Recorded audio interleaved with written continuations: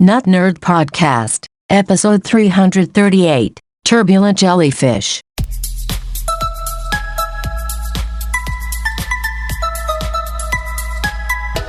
Welcome to the Nut Nerd Podcast. I am Nate Heath, and we are here to help you tech better. Here with me, as always, Mr. Dave Baylor. Emphasis on Heath. Yes. Yes, remembered the last name once again. Yes, and you are the heir to the giant Heath candy bar cartel. Yes, and the textbook monopoly from Heath. The 80s. If only you got any money from any of those companies.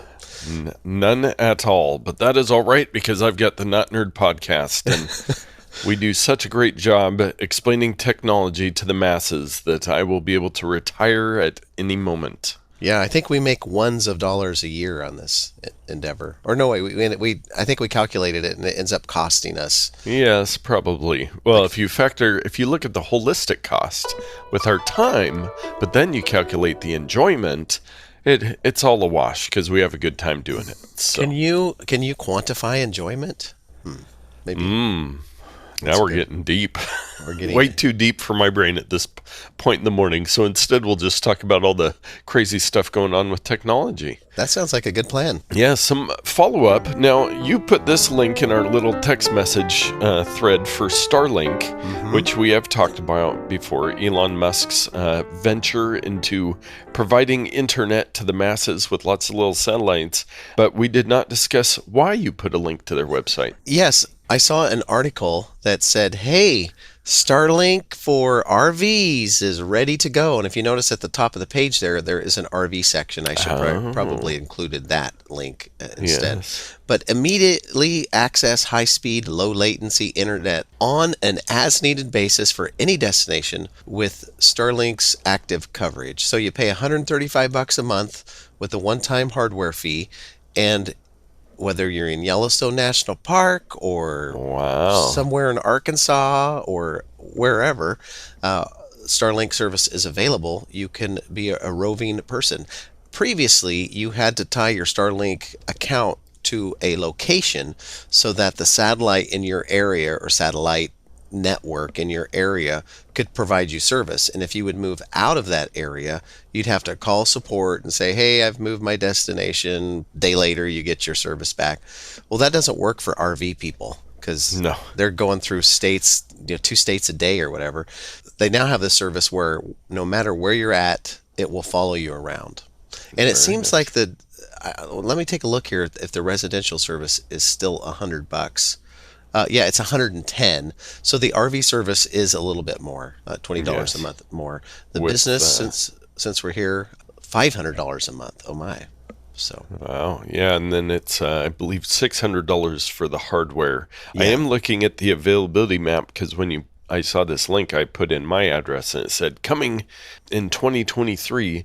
But looking, and it's a very, very straight line through all the provinces in Canada that go across, bordering the U.S. It goes 2/3 of the way into all those provinces, goes down all the way through Mexico, through the United States. There's some pretty good coverage, except for it looks like the I-5 corridor is pretty weak. And then the eastern United States is very spotty, which is just interesting. I have no idea how that works, if there's local regulations they have to go through or what. But if you are out in the Dakotas or Saskatchewan, you are covered. I will surmise it is due to topographical issues. These satellites more than likely orbit around the equator because that is the most efficient place for them to be. And in some of those areas, if it's a mountainous region, there's going to be a shadow created by the mountain. The satellite is low enough in the sky that if there's a mountain in the way, you can't get service be consistent. There. Yeah, so that's my guess. Although that is a little suspect for the Dallas area in Texas because as far as I know, it's pretty flat out there. So yes, but who knows? It's science. It is science. Well, we've been talking about the alluring idea of digital driver's licenses, or scary idea of digital driver's licenses. iOS has something built in where the state can set it up, so you just, on your phone, you have your digital driver's license. Well, in the New South Wales of Australia, one of the, not states, I forget what they call them down there. I don't Province? Is it a province too? Whatever it is, one of the areas, one of the political designations of Australia. Apaliwadiyanahanaha is probably something like that. Yes, exactly. They rolled out their digital driver's license, and they allow you to use your iPhone or Android device.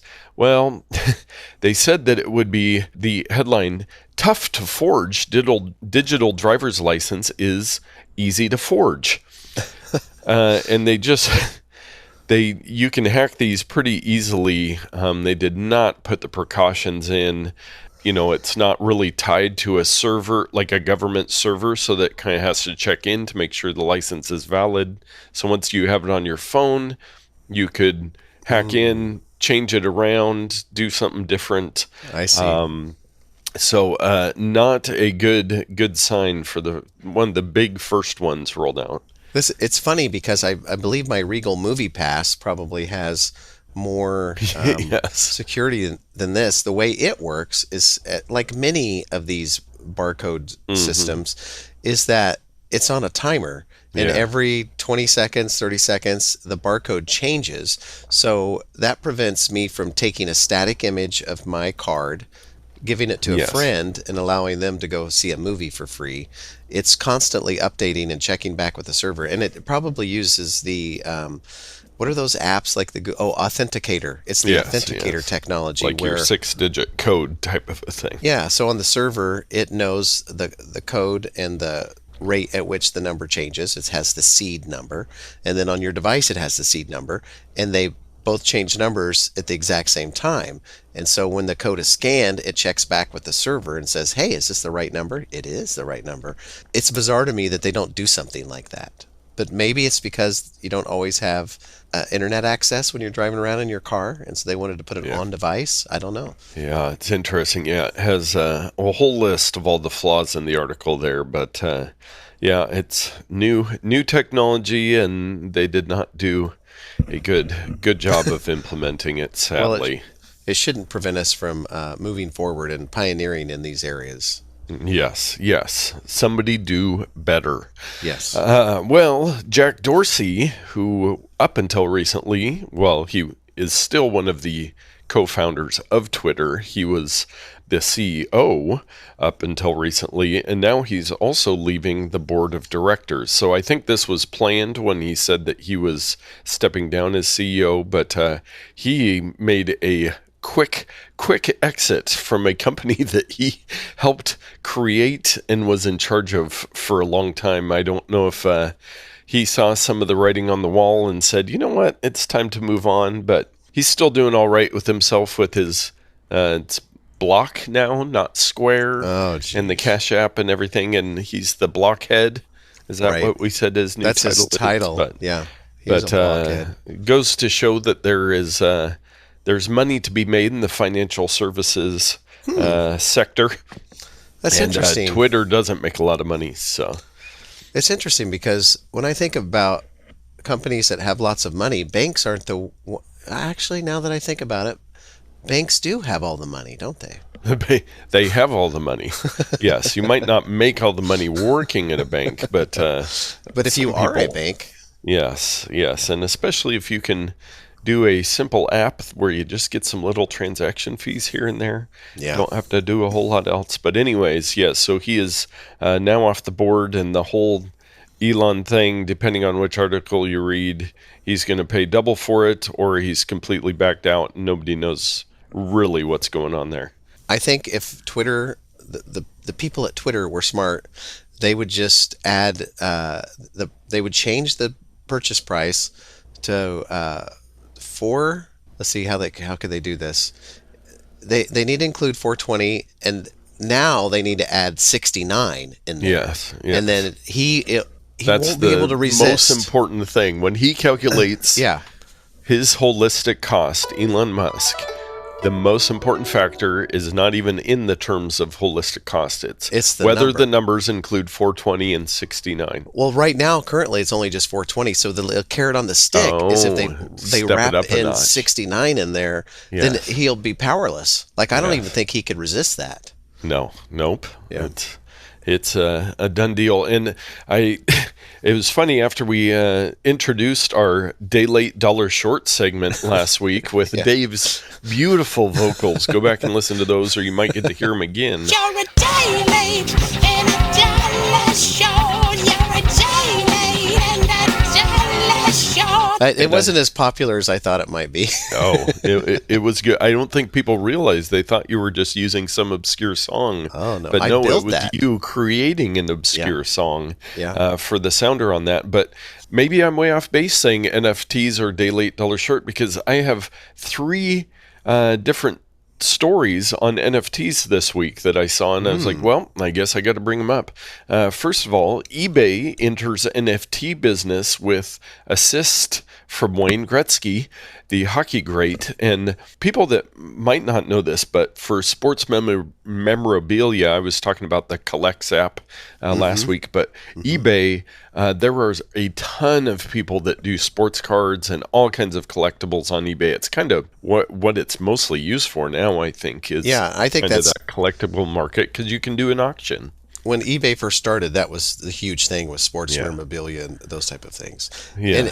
And if you're going to have anybody put the puck in the goal, Wayne Gretzky's the guy to do it, I think. Yes. Skate to where the puck is going. Going to be, Yes, all of those things. The next one, hotels are using NFTs to create a StubHub for reservations. Now, this one I was like, what? You get an NFT for your hotel room stay?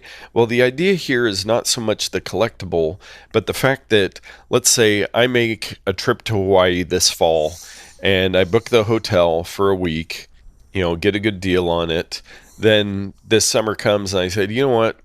I made a lot of money this year. I don't want to go to Hawaii. I'm going to go to Fiji. So I've got this week in Hawaii, because this is how it works, right? I guess. And I'm going to make lots of money. But so I would actually, it would be on the blockchain that I own that week that I could then easily resell while being authenticated. So hotel chains are looking at a way where I would be able to resell this, but it would be fully trackable, and it wouldn't just be, some random guy shows up. They would actually know, because they would have the NFT after I sold it, that this week belongs to them at the hotel. Does that make any sense? I think so. Instead of booking a room under your name and address, contact information, you are in essence buying a token for that plot of space and the date and time, and then that token could be traded. I was going to say is fungible in that it could be traded, but it's non-fungible in that only one person can have it. Yeah, you can't have 2 spaces and times at the same time. So it seems like to me, just a layman who's looking at this for the first time now, that it's adding an overly complex layer to an already pretty simple system. Yes. That, you use a calendar and a person's name, and now we're going to turn those things into a blockchain item. So I don't know, maybe it's genius, or maybe it's crazy.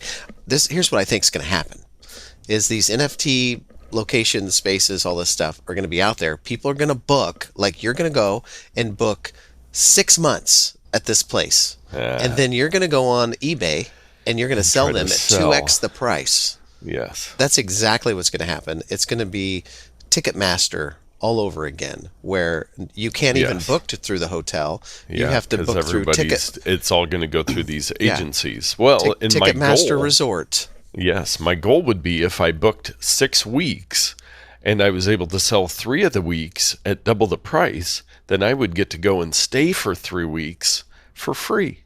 Man, I think this is a terrible idea because that's inevitably what's going to happen. Yes. Yeah, because they even mention, StubHub and the whole ticket scalping thing so you pick, as soon as you know when Oregon spring break is, you go reserve a bunch of stuff, and then you've got all the power to charge people more, or Coachella or whatever it is, or an Apple event. You suck up all the hotel space and then you resell it at a higher price. So, and what if a mega corporation like Marriott goes and buys all of them and then sells space in other hotels that they don't own?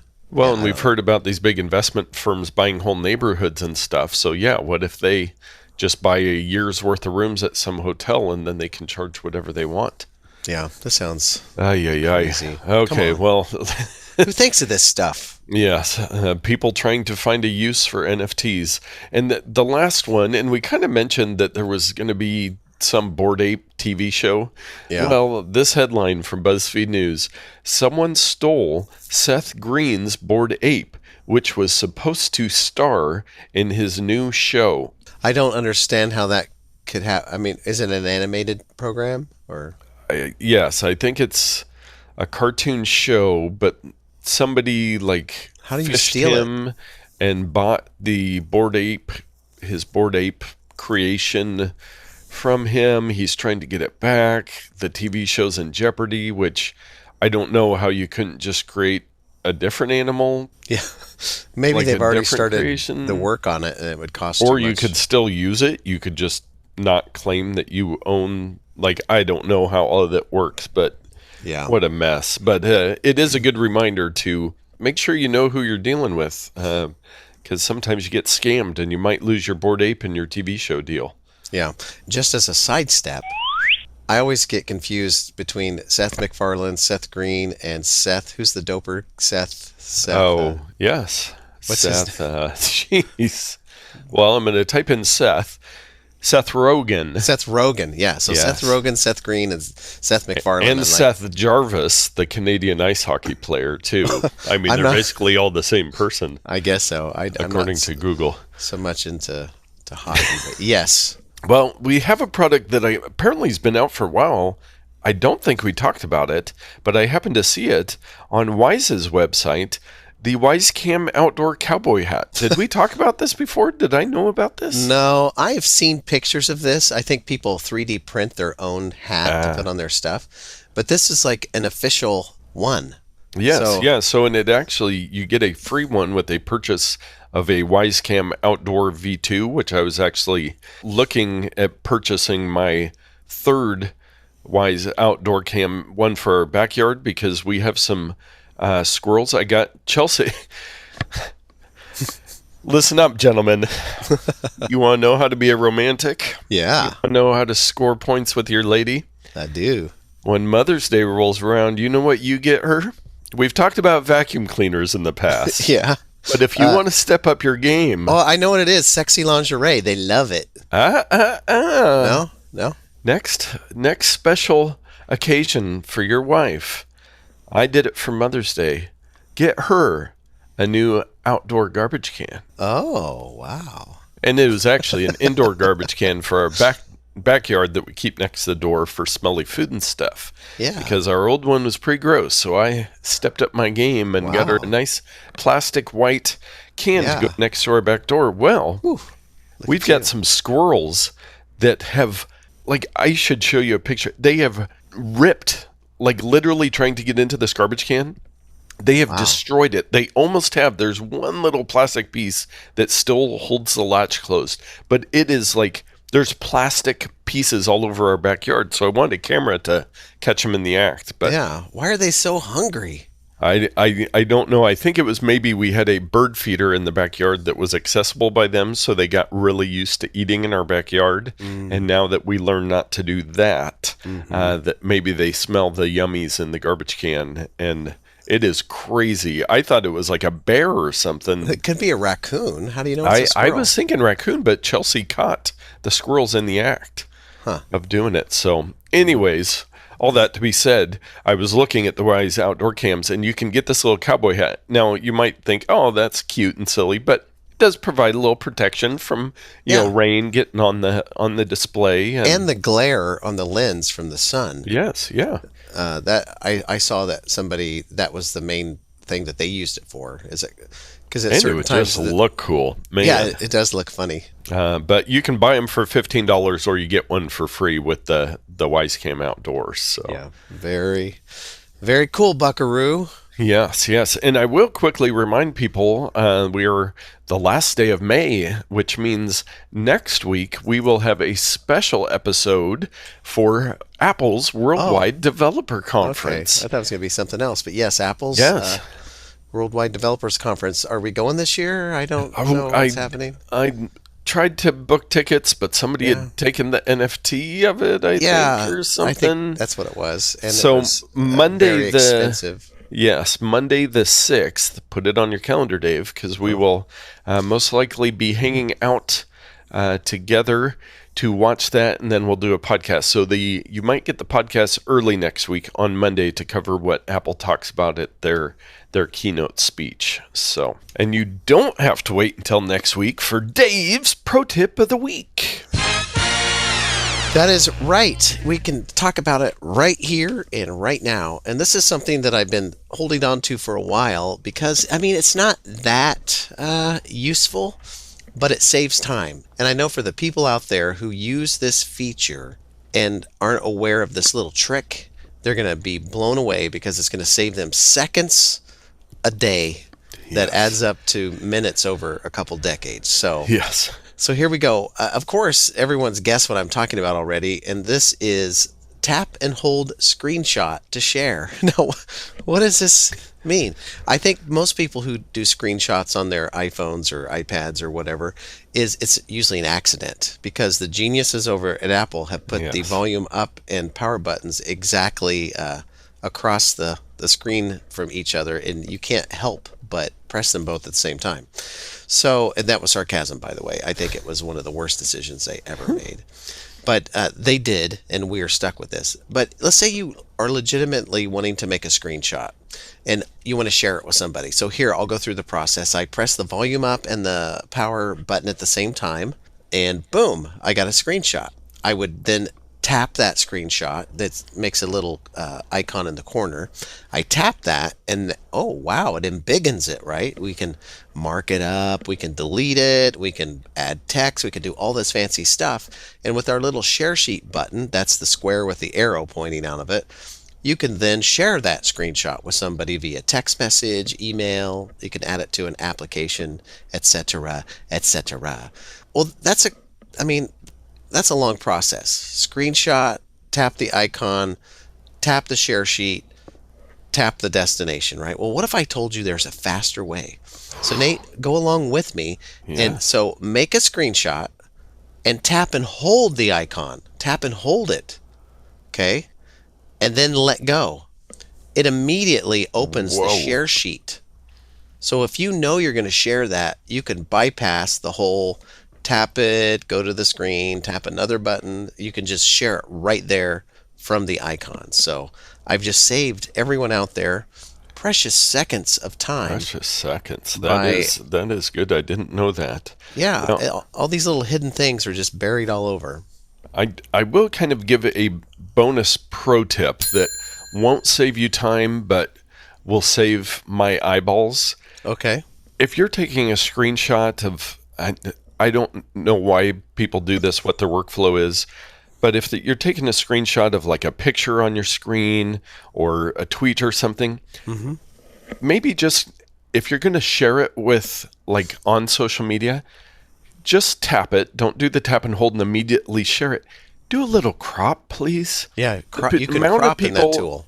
I see posting on Facebook and they're like sharing a screenshot of a picture, and there's all the black space or white space on it, and like the date and time at the top. Yeah. There's actually a friend of my wife's family that it always recommends him to be a friend on Facebook. His I can't even fathom this. His profile picture is somebody taking, it's a screenshot of a picture of somebody taking a picture of him with a flip phone. Now, you or me might do this in an ironic way, but I think he just thought this was the best way to get a picture of him. Like, so how it's would got he like ever white crop? space, but then it's a picture with a little flip phone with him in the viewfinder of the flip phone. And I'm just, every time I see it, I'm just like, how do you get to that point? Yeah. Was there not some other step that could be taken to get your profile picture for Facebook? I see that with the videos as well. You'll see the animation of starting screen recording. Oh, yes. 3, 2, 1. It starts. There's the video, and then they go back Trim to and the crop, control folks. center, and then they hit the stop recording. It's like, I don't need to see your process. I just need to see the video. So, Yes. people people are cattle. They will take the shortest distance to the tank of water. Yes. No variations, straightest. No variations, right through the fence. Right through the fence. Well, on to our takes of the week. This first one, we actually heard from friend of the show, Chris, that had that great question last week about our podcast workflow. And that was enjoyed by at least one other person, I hear. So. Yes. The headline, DuckDuckGo slammed for allowing Microsoft trackers on its browser. Now, DuckDuckGo, we've talked about it. You've used it quite a bit. It is a search engine that is privacy focused. Well, they also have a web browser. Apparently, they'd never told anybody this, but somebody figured it out. So they had to admit that due to their partnership with Microsoft and their Bing search engine, some of the Microsoft trackers for LinkedIn or, Bing stuff are allowed into their web browser. So if you use the DuckDuckGo browser, not just the search engine, you might be tracked by Microsoft or LinkedIn. Now, that isn't necessarily nefarious, but the fact that DuckDuckGo is, says, we're the most secure, you've got to use us, all this stuff, and then it comes out and they don't really, if they would just mention it in the beginning and said, hey, if we want to be able to have results from Bing built into our search engine, we have to allow this, but they tried to keep it on the hush-hush, and security researcher figured it out. So Yeah, that's usually where the problems come, is when companies try to hide this stuff. yes. If they're just transparent, I tell you what, transparency is like the big thing that companies need to do. Yeah. A future pro tip of the week, we're going to deal with how you can look at the privacy type stuff on your iOS devices. You can track that. And I was looking at a report today and saw on my phone the Facebook tracker thing between, of course, the Brave browser, because you go to websites, there's going to be Facebook trackers on various Pixels, websites. they call it. Yeah, and I also visit the Facebook website with the browser, right? But the one that surprised me is that the Costco app was also sharing information with Facebook. So Yes. it's like, come on, why is my Costco app on my phone linking to a Facebook type thing? As an insider, I can tell you why, is because they want to be able to have the ability to advertise to you through Facebook for Costco. So they want to gather what you're looking at in the Costco app or your account, how often you're using it, so then they can target you on Facebook. So I know you're not a fan of that. They've got my business. They've got my money. They've got me having their app installed. They don't need an extra layer of garbage on top of that. Oh, yes. Well, that's not what their marketing department's telling them. I suppose not. This story, last year, Apple announced that there was going to be a change in the App Store guidelines that would require all apps that support account creation to offer an in-app option for letting users delete their accounts.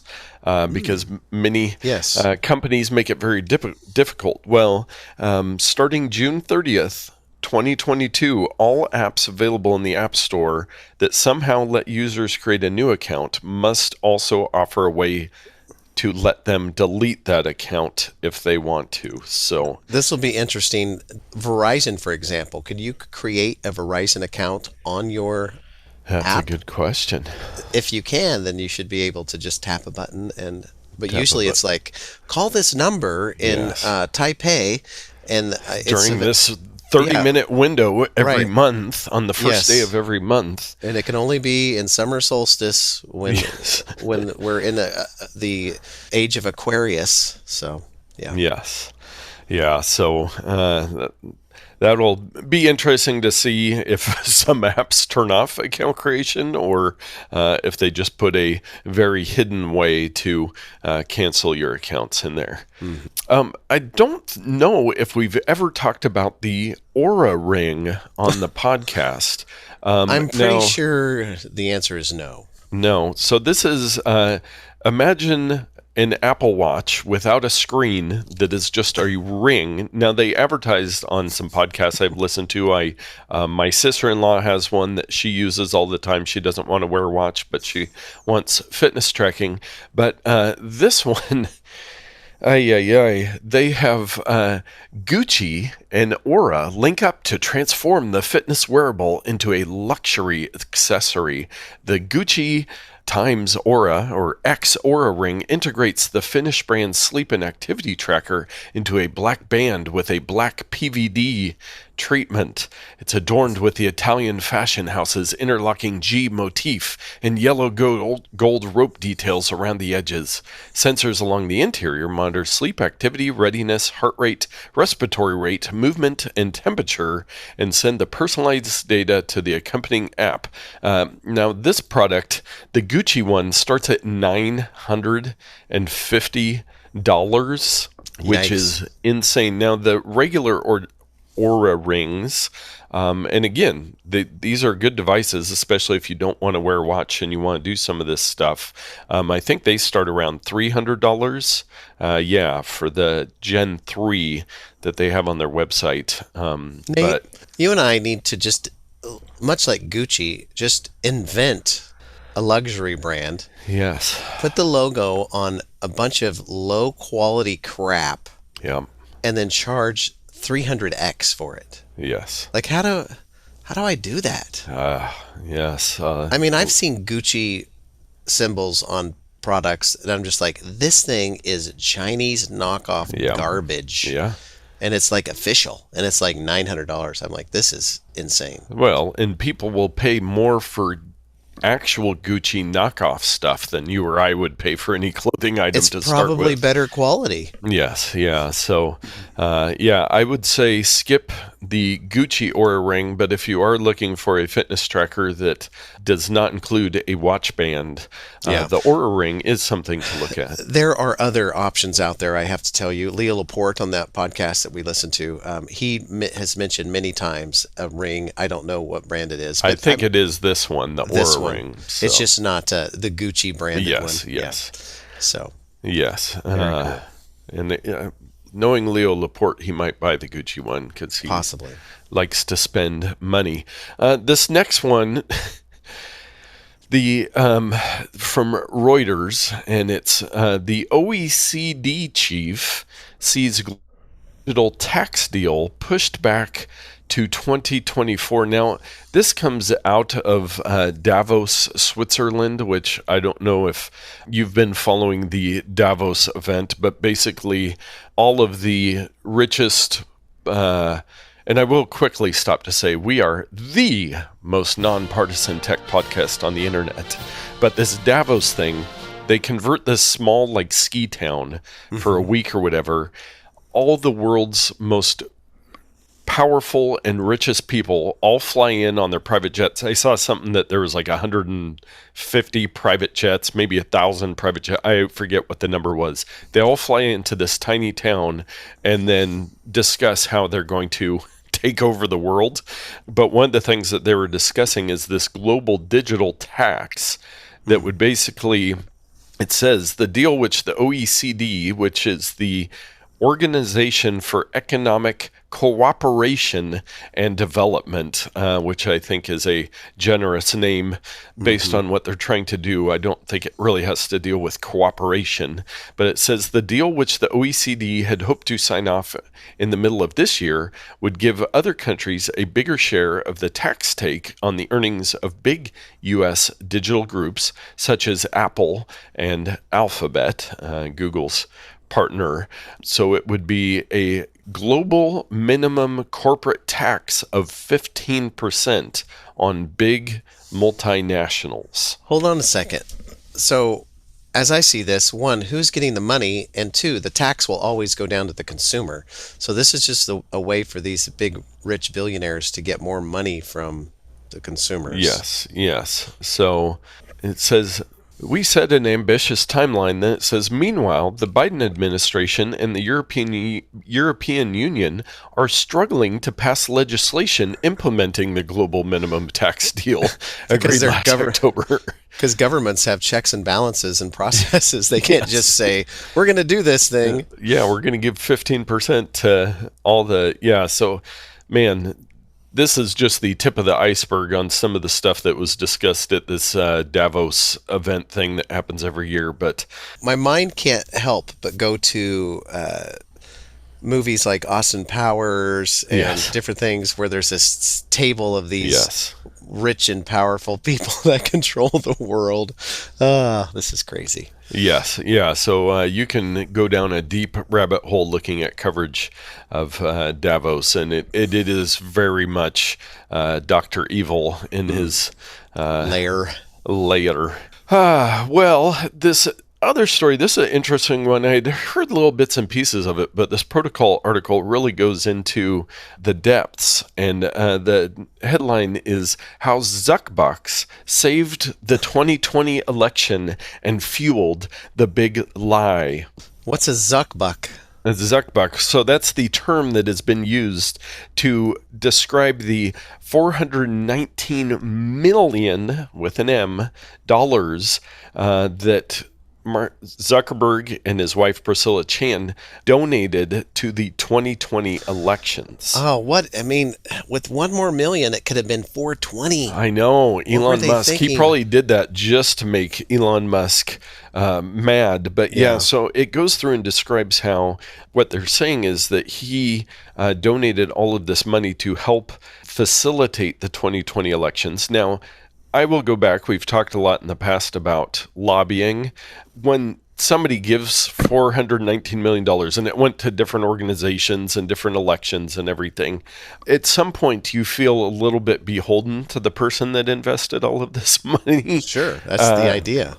Yeah, so this article kind of tries to paint it as all he was doing was trying to make sure they had the equipment to be able to do an election in a COVID world. But there's definitely another side to the story, which they're kind of addressing, where it's kind of become a conspiracy theory that, he basically bought the 2020 election.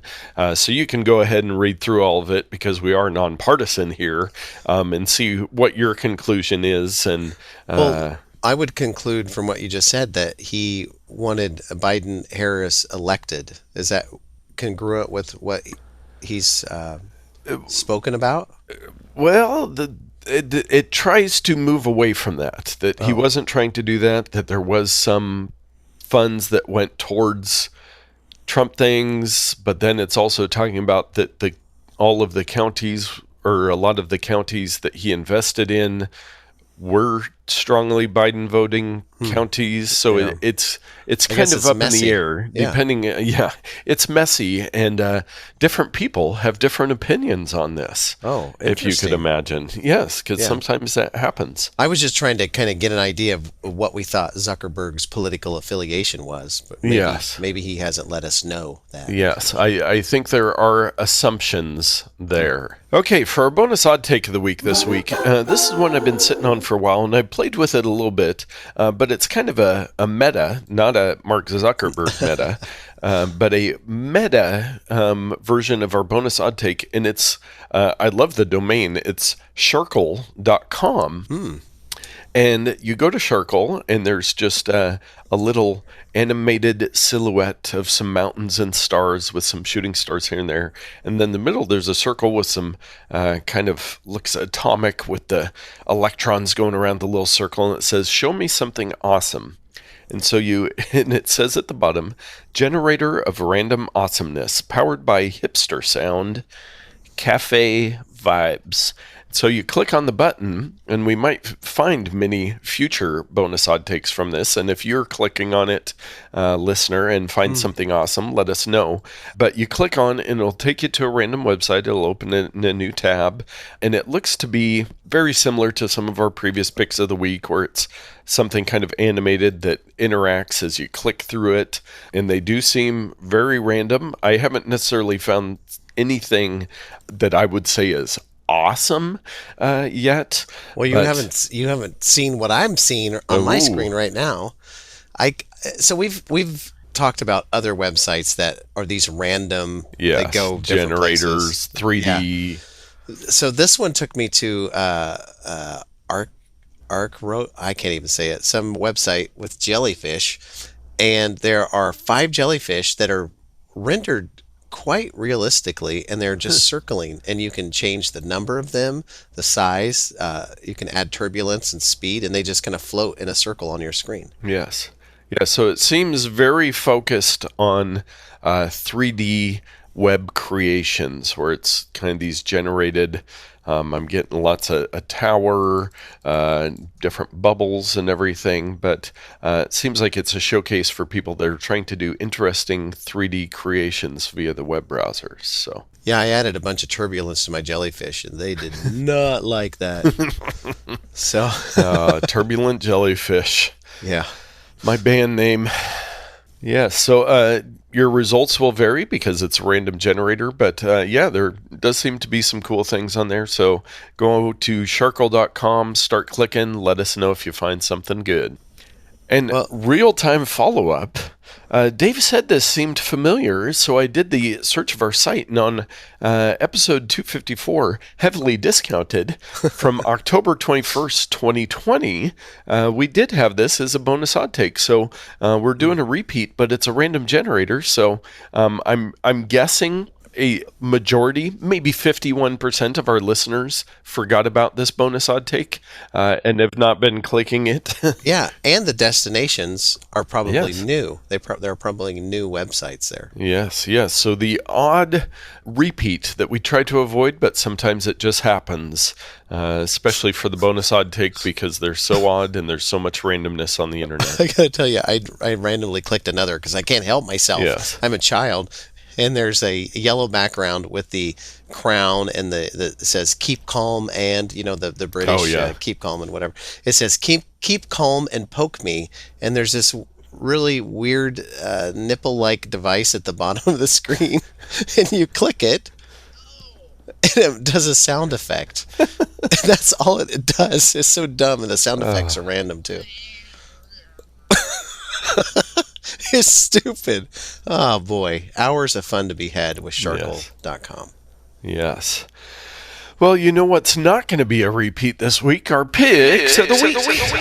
I was really digging to find something to share that was, recent. I like to pick something that I'm doing recently or something I purchased or whatever. And I did remember when people come into the living room when I'm watching television and talk to me, this is, spoiler alert, usually kids, talking to Val and I, and I'm just like, this conversation has gone on more than 30 seconds. Can we get on to something else?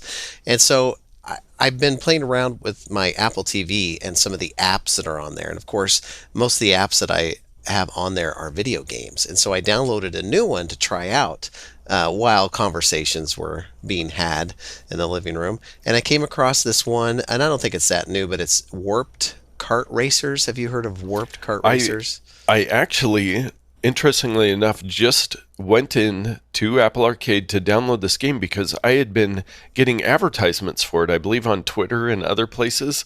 So they're really pumping it right now. So I don't know if it is a new game or if they're just really promoting it. But I was intrigued, so I downloaded it. But I have not played it yet because I downloaded a couple other Apple Arcade games that I wanted to play. And I hadn't made it to this one yet. So tell me more. Yeah, well, it is copyright 2022, so it may be a new one. Who knows? But this is basically Mario Kart for iOS devices. And it looks like Mario Kart. It plays like Mario Kart. It has power-ups like Mario Kart. The only difference is you don't have Mario's characters or Nintendo's characters. You have animated television series characters. So we've got Family Guy, American Dad, King of the Hill, others. But the characters in all those TV programs are the racers in this Warped Kart Racers. So and they've got their little... looks like a lot of the aforementioned Seth MacFarlane characters, ironically enough. Yes, I think all of these properties are Seth MacFarlane. Well, maybe not. I think King of the Hill is the guy that did Beavis and Butthead, I think. Those guys. Yeah, Mike Judge. So who knows? I don't see South Park on there, but animated... Fox properties, Fox properties. Properties. So adult animated sitcom type programs. But other than the characters and some of the power-ups, like there's one that's kind of a sparkly poop emoji. You don't see that in Mario Kart. No. But they've got little animations and sound clips of the characters to kind of immerse you into your character. Whether you like those animated properties or not, it is a fun kart racing game that, I mean, really, with the Apple TV, I should mention that I have a remote control or joystick controller. It's a kind of a third-party controller, but don't forget that your Xbox One and and Series. What I get so confused on the names. There's the Xbox One Series platform. 1, Xbox X, and then there's the new ones that are the Series. Anyway, any of those controllers will work, and then PlayStation 4 and 5 controllers, I believe, work also. So if you have a game system, pair those with your Apple TV, and you can play Mario Kart on your TV with animated characters instead of Mario. So it's a fun game. We should also mention that this is part of Apple Arcade. I don't know that this can be purchased separately. You have to be part of the Apple Arcade. I believe that is, find it on Apple Arcade. So it is an exclusive. But another bonus point for Apple Arcade. There's a lot of good games on there that I have been enjoying. And I think if you're a person who's out there going, I might buy a Nintendo Switch or I might buy a PlayStation or whatever. I mean, if you have a modern Apple TV and a game controller, there are a lot, and I mean a lot of great games. Yeah. You do not have enough time in your life to play all the great games that are on Apple Arcade or for purchase through the App Store. Yeah. Nope. I agree. Well, my pick of the week, you might be saying, Nate, you said these picks of the weeks weren't going to be a repeat. Well, this one I have not picked before. It's similar, I believe, to a previous pick. Now, there's a company called ShiftCam, which I bought some stuff. They were doing the lenses, but they also do that phone grip thing that I got and everything. Well, at some point with some Kickstarter I'd done with them, there was a bonus that I got this really nice selfie stick, and it was my favorite set. Now, I know, back to selfie sticks. How many of those do you have, by the way? Probably 10? I'm missing a lot of them. Somewhere there's a bundle of selfie sticks in my house. So I'm missing some of them. Well, they had this one. It was really nice. I liked everything about it. But it's like $40 to buy a new one, and I had misplaced it. Well, I know that my mom had gone on Amazon to buy one. So, I go, I'm going to just go find something on Amazon because I'll probably find that one. I'll find something cheap that will fill in while I'm waiting to find that one while I get around to looking for it. So this one is the Selfie Stick, extendable selfie stick with wireless remote, tripod stand, portable, lightweight, compatible with iPhones, Android, compatible with smartphones. But of course, since it's Amazon, they list them all out. So what I love about this style of selfie stick, Dave, you can see it here. It's about 6 inches long. Yeah. It folds up. So then you can fold up the top, lock it in place. It's got a little built-in phone holder there. That's handy. With some little clips, and then it, spring-loaded so you can put your phone in there. It's got a little detachable Bluetooth remote shutter control, so you could either leave it in there if you're just using it, or if you set it up somewhere, then you can control. But the bonus on this is the base turns into a tripod. So, and I was just talking a month ago about just get a tripod, folks, and have a selfie stick. Like, they come in handy sometimes. So, I was going to ask if it's telescopic. Yes. If it was telescopic, because the 6 inches isn't what I would consider a selfie stick. I would consider that a large tripod. Yes. Or yes. a mini tripod, I guess. So it goes to 28 inches, which, isn't going to fit all of your needs. But again, it's just got a lot of nice features. It's a lot of things that all come in one small package. So you could, keep one in your car, keep one in your backpack, in case you needed something like this. Now, Dave, I will say this isn't the best built thing that I've ever used in my life. No surprise. But Dave, what would you pay for a device like this? There's the little shutter remote. Now, I am not in this game. I'm way outside of my realm here on selfie sticks. I quite enjoy just using my arm to take selfie pictures or ussies or whatever. And I will interrupt very quickly. Mm-hmm. It's made by Ustein, which means nothing, but it does have 4.5 stars on 1,529 ratings. So. And it's primarily a plastic build with some metal core for the telescoping, whatever. A number popped in my head, and I'm just going to go with it. And I'm going to be low probably, but I'm like, this is like a $12.98 product. Am I in the ballpark? You are in the ballpark, but the reason why I pulled the trigger or pushed the shutter on this one was it was $79.99. Oh, wow. No. You got ripped off. Yes. But for the low price of $7.99, $7.99, $8. $8 for this thing. So if you do lose it, if it breaks, $8 Prime. It says Prime same day.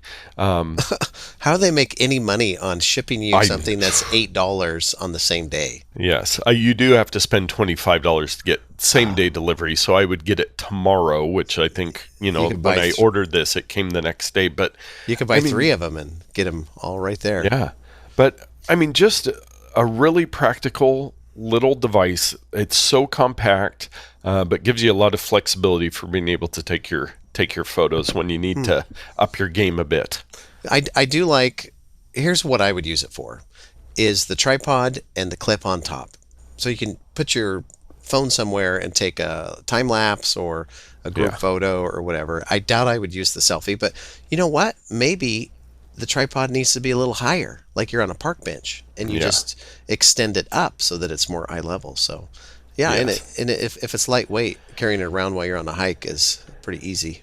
Yes, and I will say the one thing that I was like, man, with the old one and with this one, I was like, the phone, little spring-loaded phone connector is built in. It's like, man, I wish I could take this off and it had a tripod mount so that I could mount anything on there. Mm-hmm. But I came to the realization, especially at $8, that 99% of the photos and videos I take, and for most people, you're not using anything besides your phone. That's what we're using most of the time. We're not setting up a DSLR. We're not, using a GoPro. We're not doing all this stuff. We're just putting our phone and wanting to take a quick picture. I have come to the realization that is not as important to have the tripod mount. But great little device for less than $8. That's amazing. Yes. Well, we have talked at you quite long enough. We've shared a bunch of technology news, some great tips or picks that you're looking to rush out and download or buy. So we will wrap up this episode, and hopefully we have helped you to get out there and tech better.